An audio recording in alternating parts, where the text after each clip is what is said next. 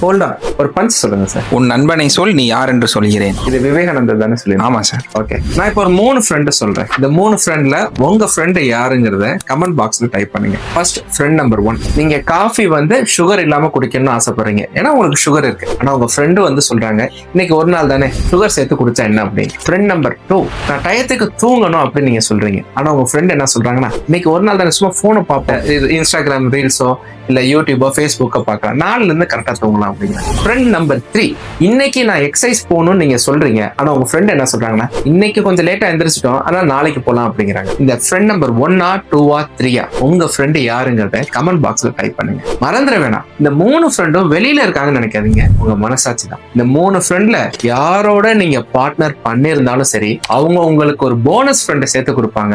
அவங்க தான் உங்களோட பிளட் சுகர், ரத்த சர்க்கரை அளவு கண்டிப்பா குறைக்கவே விட மாட்டாங்க. இந்த 3 பேர்ல யாரோட நீங்க பார்ட்னர்